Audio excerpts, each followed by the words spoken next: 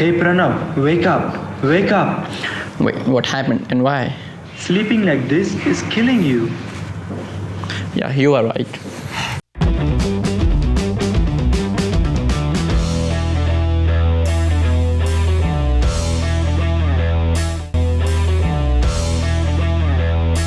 Hello everyone, this is Pranav. So इस video का जो टॉपिक जो है वो काफ़ी इंटरेस्टिंग है, क्योंकि जैसे आप सोते हो वो काफ़ी इंपॉर्टेंट है, क्योंकि ये डिपेंड करेगा आपकी मसल्स को कैसे लॉस हो रहा है, मसल गेन कैसे हो रहा है, आपकी मसल इंजरी हो रही है, overall day to day activities के स्पाइन के ऊपर, आपके लाइफ साइकिल पे क्या इफेक्ट करने वाला है। सो ये टॉपिक पे मेरे को क्यों बनाना पड़ रहा है वीडियो, क्योंकि मेरे को रिसेंटली एक चेस्ट इंजरी हुई थी, जिसका मेजर इम्पैक्ट जो था वो स्लीप के कारण हुआ था। क्योंकि स्लीप जैसे मैं सो रहा था उसके कारण, और मेरी हैवी ट्रेनिंग भी थी, जो मैं स्लीप साइकिल के कारण जैसे सो रहा था, जिस तरीके से सो रहा था उसके कारण मेरे को चेस्ट पे ज़्यादा लोड आ रहा था, यानी लेफ्ट चेस्ट पे बहुत लोड आ रहा था। सो मैं लेफ्ट चेस्ट जो है वहाँ पे ज़्यादा इंजरी हो गई, इसलिए मैं चेस्ट वर्कआउट कभी कर नहीं पा रहा हूँ भाई। सो ये वीडियो एंड तक ज़रूर देखना, क्योंकि सिर्फ चेस्ट इंजरी के लिए नहीं है, ये आपके ओवरऑल स्पाइन को भी आपको इफेक्ट करता है, आप किस तरह से सोते हो। सो ये दो मेजर पैटर्न जो है वो आपको दिखाऊंगा, क्योंकि ये जो आप सोओगे उससे चेस्ट मसल्स पे भी इंजरी करता है, मसल इंजरी भी होती है, और मोर इम्पोर्टेंट जो है वो है आपकी स्पाइन के ऊपर, यानी आपकी स्पाइन जो उस पर कितना लोड आ रहा है उसके ऊपर भी है। सो ये वीडियो पूरा एंड तक ज़रूर देखना, क्योंकि ये आपका लाइफ में काफ़ी इम्पैक्ट करेगा भाई। So let's start. So first हमें समझना पड़ेगा कि हमारे जब हम सोते हैं तब हमारे साथ क्या होता है, यानी कि जब हम सोते हैं हमारे मसल्स के साथ क्या होता है। तो जब हम सोते हैं तब हमारे मसल्स जो है वो रिलैक्स होता है, यानी कि वो शॉर्ट होते हैं, यानी कि जब रिलैक्स हो रहा है यानी शॉर्टन हो जाता है। यानी कि जब हम जिम में वर्कआउट कर रहे होते हैं तब हमारे मसल्स जो हम स्ट्रेच एंड कॉन्ट्रैक्ट करते हैं, जितने में हम लोग ये हमने कॉन्ट्रैक्शन हुआ है, ये मसल को कॉन्ट्रैक्ट किया है, जितना हम कॉन्ट्रैक्ट करते हैं उतना ज़्यादा स्क्वीज होता है, and then we go for a stretch.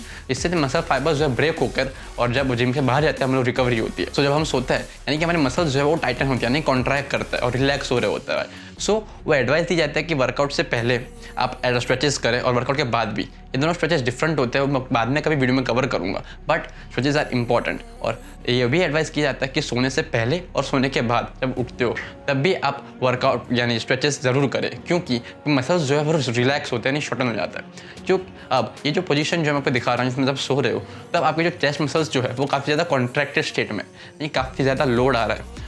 अब मैं क्या कर रहा था कि इसी पोजीशन में मैं सो रहा था, बट थोड़ा डिफरेंट वे में, जब आपको दिखाऊंगा नेक्स्ट वे में कि ऐसे सो रहा था, तो मेरे मसल्स पे ऊपर जो कॉन्ट्रैक्शन बहुत ज़्यादा हो रहा था। मेरी ट्रेनिंग जो थी काफ़ी हैवी थी, वाइड में काफ़ी ज़्यादा इंटेंस अपने को पुश करता था, यानी 15 to 18 वर्किंग सेट्स मेरे चेस्ट के ऊपर, यानी बहुत ज़्यादा लोड था उसके ऊपर।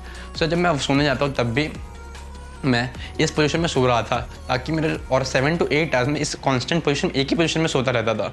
सो मेरे जो चेस्ट मसल था वो काफ़ी ज़्यादा कॉन्ट्रैक्टेड स्टेट में रहता था। सो ज़्यादा कॉन्ट्रैक्ट हो रहा था, ज़्यादा टाइट हो चुका था, और जैसे मैं वर्कआउट करने गया और वर्कआउट कर रहा था तब तो कोई पेन नहीं हो रहा था, बट जैसे मैं सो रहा था काफ़ी दिनों से सेम पोजीशन में 7 to 8 आवर्स, एक कांस्टेंट टेंशन बनता जा रहा था। सो एक कांस्टेंट टेंशन ब्रेक होने के बाद मेरे को मसल इंजरी हो गई, और इसे काफ़ी इफेक्ट कर रहा है, क्योंकि मैं कोई भी चेस्ट एक्टिविटी नहीं कर पा रहा हूँ, लेफ्ट चेस्ट यानी कॉन्ट्रैक्ट कर रहा हूँ, मुझे बहुत ज़्यादा पेन होता है। सो ये जो स्लीपिंग पोजीशन है काफ़ी अफेक्ट करती है आपके मसल्स के डेवलपमेंट के ऊपर, क्योंकि मसल्स टाइटन हो जाता है, रिलैक्स होता है। इसलिए एडवाइस दिया जाता है कि आप सोने से पहले तो स्ट्रेचेस करें और उठने के बाद भी स्ट्रेचेस करें, ताकि वो मसल रिलैक्स हो, यानी कि वो शॉर्टन जो हुआ था मसल सोने के टाइम वो एक्सटेंड हो जाए। राइट, अब जैसे मैं इस तरीके से सो रहा था वो काफ़ी ज़्यादा एक्सटेंडेड यानी शॉर्टर हो जा रहा था, कॉन्ट्रैक्शन में था, जिम में काफ़ी वर्कआउट इंटेंस था, वैसे ही फटीग था। मैं इस पोजीशन में सो के उसको और कॉन्ट्रैक्शन था दे रहा, प्रोवाइड कर रहा था एक्स्ट्रा, कि पूरा बॉडी वेट इसी चेस्ट के ऊपर आ रहा था। सो ये मुझे इंजरी हो गई। सो बात यहाँ पे ख़त्म नहीं होती, जो सबसे बड़ा इंपॉर्टेंट फैक्टर यानी रोल जो है वो किसी और चीज़ में है, यानी कि जब इस तरीके से सोने में बहुत एक मेजर डिसएडवांटेज है, बट उसको पहले बताने से पहले आपको दो टॉपिक को समझना पड़ेगा, that is internal rotation and external rotation of our shoulders. अब इंटरनल रोटेशन क्या होती है, ये हमारा इंटरनल रोटेशन है और ये हमारा एक्सटर्नल रोटेशन है। अब हमारे डे टू डे एक्टिविटीज़ में हमारा इंटरनल रोटेशन काफ़ी ज़्यादा यूज़ होता है। जब हम लोग अभी मोस्टली हम लोग सब कंप्यूटर के सामने, मोबाइल के सामने बैठे रहते हैं, मेजर जो वर्क होता है हमारा 8 to 9 हमारे कंप्यूटर के सामने होते हैं। जैसे कि हम सीटेड होते हैं, हमारा शोल्डर जो है राउंडेड होता है ऐसे, राइट, हमारा मोस्टली जो है कोई भी सीधा नहीं बैठता, वर्क पॉस्चर जो होता है हमारा सीधा नहीं होता, अपनी स्पाइन न्यूट्रल नहीं होती, एंड उसके कारण हमारे शोल्डर्स मोस्टली राउंडेड होता है ये। सो उसके कारण हमारा इंटरनल रोटेशन काफ़ी वर्क कर रहा है।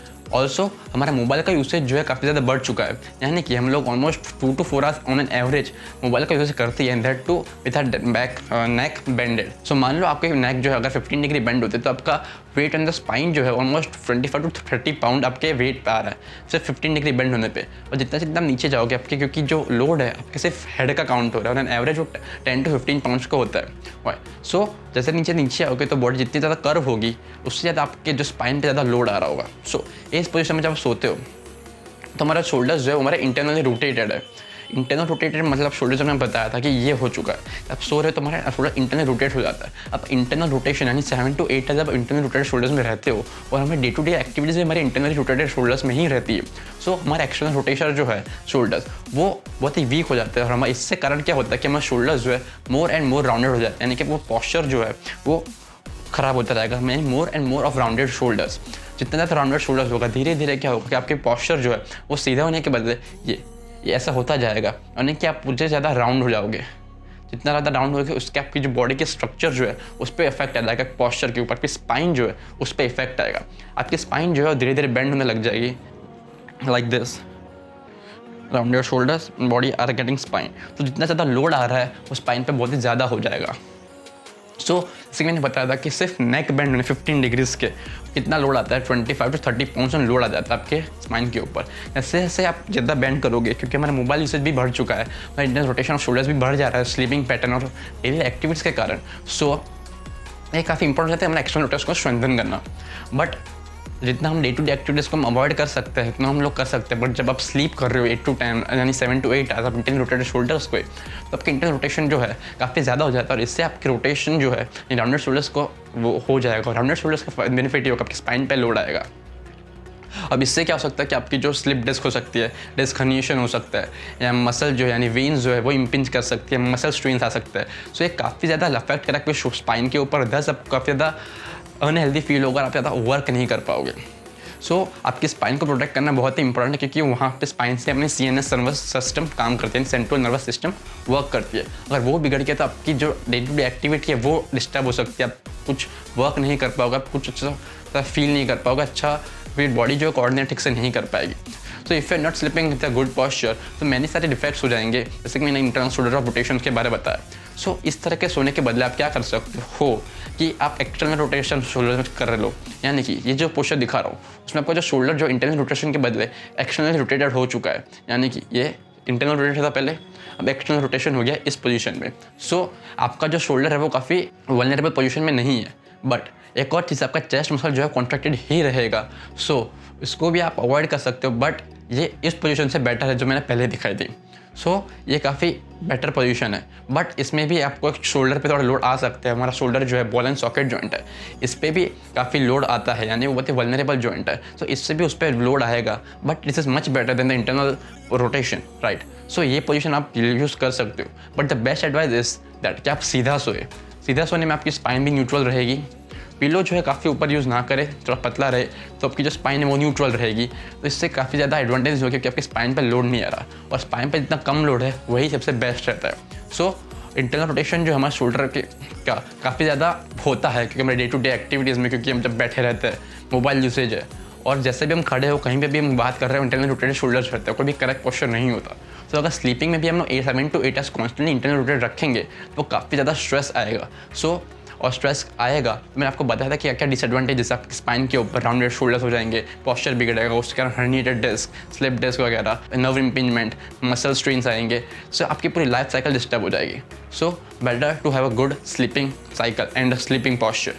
सो होप सो कि ये वीडियो आपको पसंद आया होगा और काफ़ी इन्फॉर्मेटिव लगा होगा। सो अगर आपको अच्छा लगा तो इसको लाइक करें, शेयर भी ज़रूर करें, ताकि इन्फॉर्मेशन स्प्रेड हो और अपने स्लीपिंग पॉस्चर को लोग चेंज कर सकें। और इसको कमेंट भी ज़रूर करें कौन से टेक्स्ट टॉपिक पे मैं वीडियो बनाऊँ। सो अगर आपको एक ट्रेनिंग प्लान और मील प्लान चाहिए, यानी कि जो वीक टू वीक या मंथ टू मंथ चेंज होता रहेगा आपके नीड्स के अकॉर्डिंग, आपके बॉडी कैसे रिस्पॉन्ड करे उसके अकॉर्डिंग, देन आप मुझे इंस्टाग्राम पे मैसेज कर सकते हो। लिंक जो है डिस्क्रिप्शन में हो जाएगा, मेरा इंस्टा आईडी भी आपको पॉपअप करता हुआ दिख जाएगा, right. And make sure you subscribe to this channel and press the notification bell so that you get notified when I put a video out, right? See you soon.